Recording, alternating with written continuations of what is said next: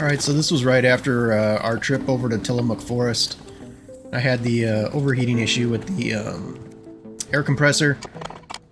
So I jacked the car up. You can see here I'm using a bottle jack. I would not suggest using a bottle jack, or if you are going to use one, get a bigger one. I have a 3-ton jack. I should have a... I need to get a 4-ton or a 5-ton jack. I need to just spend the money and get a 4-ton floor jack. But those things are kind of expensive, and I just don't really want to spend the money on it right now. So I'm using the cribbing. Whether or not that's the best way to do it, I really don't know. I was just trying to get the suspension up off the ground, or the tire off the ground, and lift the suspension.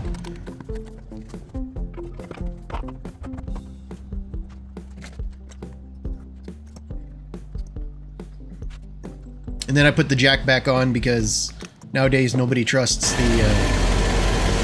Okay, I just squirted the front shocks with soapy water. There's no bubbles here.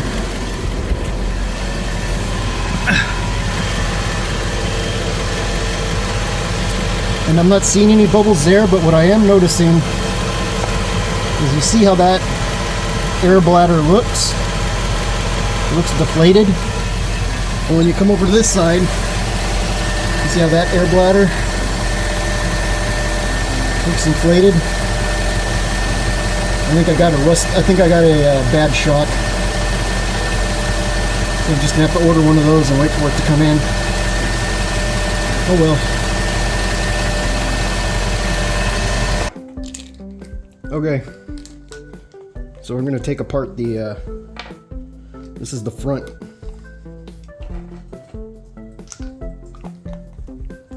The front EAS module, air distribution block, whatever they want to call it. I'm going to take it apart. It takes a T20.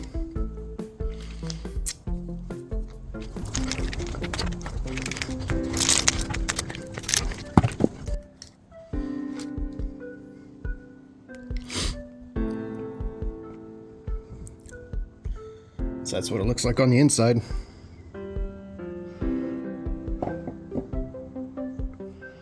Doesn't look, I mean, looking at it, doesn't look bad. It's not full of gunk. That's the horror stories I've heard, is they get full of, they'll get full of stuff inside here. But I'm not seeing like dirt or any debris in there.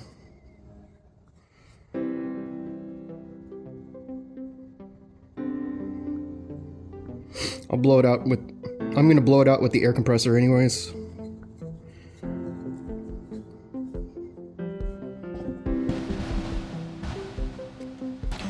I was going to say earlier, I put the bottle jack back in to help hold it up because nobody trusts the jack stands anymore. Anyways, I went through this, I just fast forwarded this because the kit that I bought from Amazon just did not fit.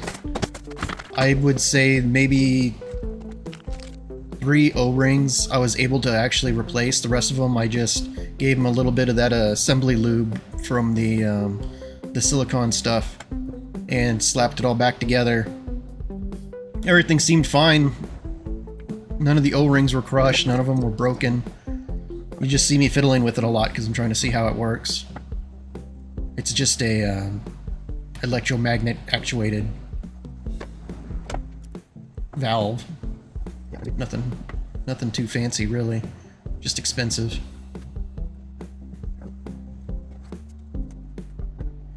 I was really disappointed that this kit didn't fit properly.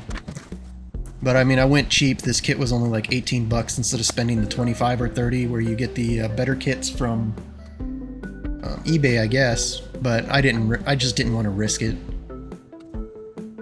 The diameter of the O-rings was wrong. The actual O-ring diameter, not the circumference. The actual diameter was wrong.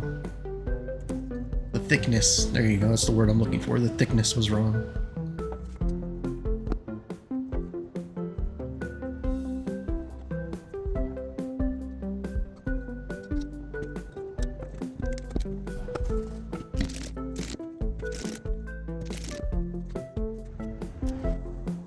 And I don't think this is my problem. I'm pretty certain my problem is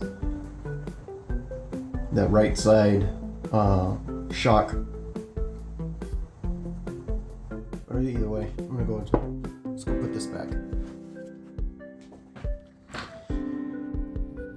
Anybody know what this is? I have no idea what it is. This was just hanging there.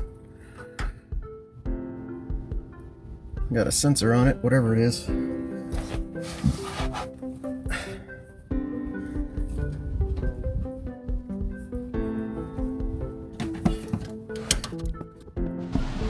That thing's part of the TPS tire system. All this is just me installing the last piece. Several of the videos got corrupted, so there's that. It's really short. Oh look, there's a little punch out for my fog lights. Huh.